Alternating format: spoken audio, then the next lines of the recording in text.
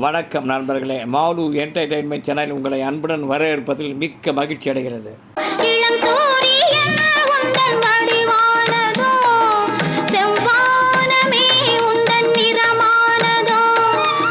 மக்கள் திலகம் பொன்மனச்செம்மல் எம்ஜிஆரும் அபிநய சரஸ்வதி சரோஜா தேவியும் இணைந்து நடித்த எங்கை வீட்டு பிள்ளை திரைப்படத்திலிருந்து சில சுவாரஸ்யமான காட்சிகள்.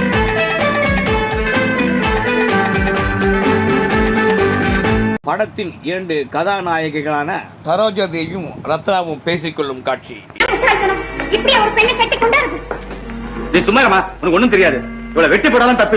அடுத்த காட்சியிலும் இவர்களது நடிப்பு மிகவும் அருமையாகவே நமக்கு தோன்றும். நிதானமா பேசுங்கப்பா. நமக்கு ஒரு நியாயம், ஊருக்கு ஒரு நியாயமா? பாவம், இந்த பொண்ணு என்ன தப்பு பண்ணிச்சு? ஒரே உருவ ஒற்றுமையில் மக்கள் திலகத்தை பார்த்த ரங்கராவால் வந்த இந்த குழப்பம். அப்படி தப்பு பண்ணிருந்தாலும் இதை கட்டி கொண்டாடுறதுக்கு நமக்கு என்ன ரைட் இருக்கு? அடுத்த காட்சியில் ரத்னாவிடம் சரோஜா தேவி மன்னிப்பு கேட்பார். அவங்க செஞ்ச தப்புக்காக நான் உங்ககிட்ட மன்னிப்பு கேட்கிறேன்.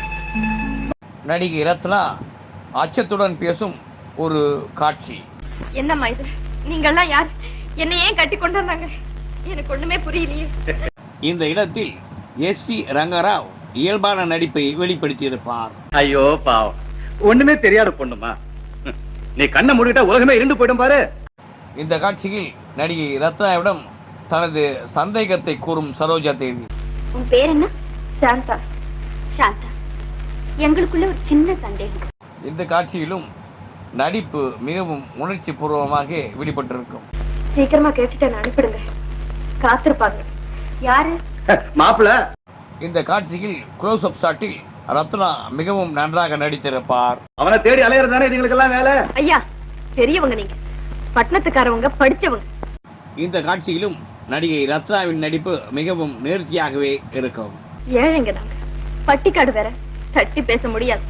ஆனாலும் கடவுளுக்கு பயந்து பேசுங்க. இந்த காட்சியிலும் நடிகர் எஸ்.வி. ரங்கராவ் மிகவும் இயல்பாக செய்திருப்பார். பேச்சு ரொம்ப தெளிவுதான். அப்பா, ஏம்மா, யார் காத்துக்கிட்டு இருப்பாங்க? இந்த காட்சியிலும் ரத்னாவும் ரங்காராவும் மாறி மாறி பேசும் வசனம் நன்றாக உள்ளது. அவர் காத்திருப்பாரு. வருது பாரு விஷயம். அவரு எவரு? இந்த காட்சியில் தனது காதலன் பெயரை மிகவும் வெக்கத்துடன் கூறுவார் நடிகை ரத்னா. அவர் பேரு இளங்கோ. அப்பா இல்ல அவருக்கு, அம்மா மட்டும் உண்டு. இந்த காட்சியில் க்ளோஸ் அப் வைத்திருப்பார்கள். அந்த கால நடிகைகளின் முகப்பொலிவை பாருங்கள். அந்த முகத்தை பாருங்க.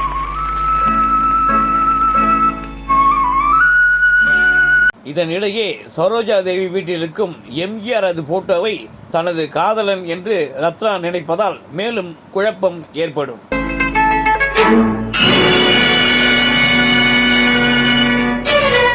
மேலும் எம்ஜிஆர் அது போட்டோவை ரத்னா எடுத்து பார்த்ததும் சரோஜா தேவி அதிர்ச்சி அடைவார். இது அவர் போட்டோ இல்ல, இங்க எப்படி வந்தது? மேலும் அதிர்ச்சிக்கு உள்ளான சரோஜா தேவி இது யாருடைய போட்டோ என்று கேட்பார். சாந்தா, நீ என்ன சொல்ற? இது யாருடைய போட்டோ? இவர்தான் எனது காதலன் என்று ரத்னா கூறும்போது இன்னும் அதிர்ச்சி ஏற்படும். இவர்தாமா என்னோட அவரு. இவர் உங்களுக்கு எப்படி தெரியும்? இந்த காட்சியில் சரோஜா தேவி உணர்ச்சி வசப்பட்டு தனது நடிப்பை அருமையாக வெளிப்படுத்தியிருப்பார். சாந்தா, இவர்தான் உன் காதலரா? இவரேதான். சாந்தா, இந்த காட்சியில் எனக்கு கிடைக்காதது யாருக்கும் கிடைக்க கூடாது என்று கூறுவார். எனக்கு கிட்டாதது யாருக்குமே கிட்டாது. நான் சாக தயார். இந்த காட்சியில் ரத்னாவிடம் நான் யாருடனும் அவரை வாழ விட மாட்டேன் என்று சபதம் செய்வார். ஆனா அதுக்கு முன்னாலே அவரை யாரோடும் வாழ விட மாட்டேன், இது சத்தியம். நீ அவரை மறந்துத்தான் ஆக வேண்டும் என்று சரோஜா தேவி ரத்னாவிடம் கூறுவார். நீ வாழணும்னா, அவரும் வாழணும்னா நீ அவரை மறந்துடு, எங்கிருந்து போயிடு. இதனிடையே எம்ஜிஆர் தமக்கு துரோகம் செய்து விட்டதாக நினைப்பார் சரோஜா தேவி. நீங்க செய்த கடவுளுக்கு எடுக்குமா? நான் என்ன தப்பு பண்ணேன்? ஏன் எப்படி பழி வாங்குறீங்க? சரிதான், உங்க அப்பா பாடி முடிச்சாரு, இப்ப நீ ஆரம்பிக்கிறியா என்று கூறுவார் மக்கள் திலகம். உங்க அப்பா பாடி முடிச்சாரு, இப்ப நீ ஆரம்பிக்கிறியா? பாடு, வாய் வலிக்கிற வரைக்கும் பாடு.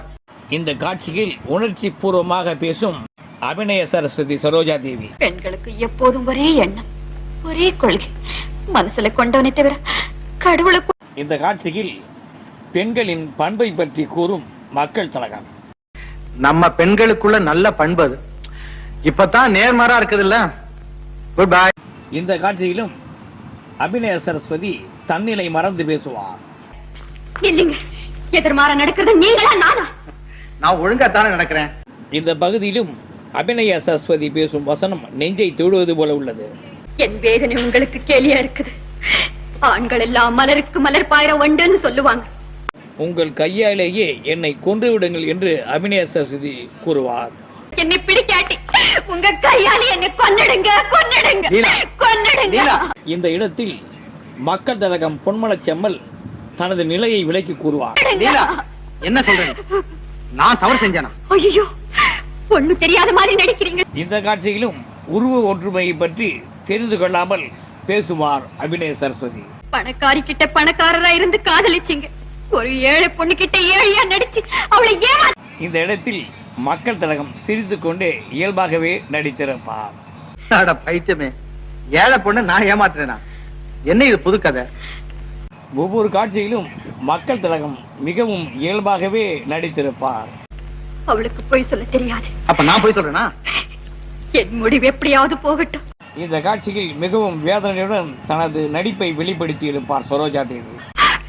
நீங்க அவளோட சந்தோஷமா இருங்க. ச்சே, ஏன் இப்படி எல்லாம் பேசுற? இந்த காட்சியில் சரோஜா தேவிக்கு நம்பிக்கையூட்டும் விதத்தில் பேசுவார் மக்கள் திலகம். வாழ்வோ தாழ்வோ உங்க கூட இருப்பேன்னு சொன்னீங்க, ஞாபகம் இருக்கா? இப்போ சொல்றேன். என்னுடன் வா, உண்மை தெரியும் என்று இந்த காட்சியில் கூறுவார் பொன்மனச்செம்மல். என் உடல் உயிர் அத்தனையும் உங்களுக்காகத்தான். Very good. அப்ப என் கூட வா, உண்மை தெரியும். எங்கே? இந்த காட்சியிலும் இருவரும் போட்டி போட்டுக்கொண்டு இயல்பாகவே வெளிப்படுத்தி இருப்பார்கள். சந்தேகமா? இல்லை, ரொம்ப தூரம் போகணுமா என்னமோ. கார் எடுத்துட்டு வரவா? கார் எல்லாம் வேண்டாம், நடடா ராஜா நடடா என்று கூறும் மக்கள் திலகம். ஐயோ, கார் வேண்டாம், நடடா ராஜா நடடா தான் நம்ம வேலை. ஆமா, சரி. மக்கள் திலகம் எம்ஜிஆர் அவர்கள் இரட்டை வேடங்களில் நடித்த எங்க வீட்டு பிள்ளை திரைப்படம் அந்நாளில் வசூலில் சாதனை படைத்து முன்னிலை பெற்றுள்ளது. நான் ஆணையிட்டால் அது நடந்துவிட்டால் என்ற பாடல் காட்சியில் அவர் செய்கின்ற சுறுசுறுப்பை அந்நாளைய திரையுலகமே பிரமித்து பார்த்துள்ளது. இது புரட்சி தலைவருக்கே உள்ள கூடுதல் சிறப்பு. அவர் கண்ணீர் கடலிலே விழமாட்டார். இந்த காட்சியையும் பாருங்கள், முத்திரை பதித்திருப்பார் நமது மக்கள் திலகம் எம்ஜிஆர். உயிர் உள்ளவரை ஒரு துன்பமில்லை அவர் கண்ணீர். இந்த காட்சியில் அவரது சுறுசுறுப்பை பார்த்தாலே நமக்கே ஒரு புது தெம்பு ஏற்படும்.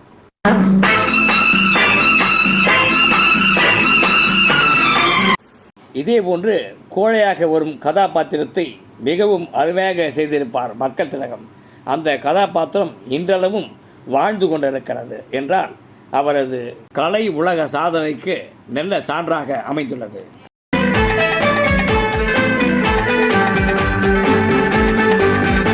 நன்றி, வணக்கம். லைக் பண்ணுங்க, சப்ஸ்கிரைப் பண்ணுங்க, கமெண்ட் பண்ணுங்க, ஷேர் பண்ணுங்க, பெல் பட்டன் அழுத்துங்க.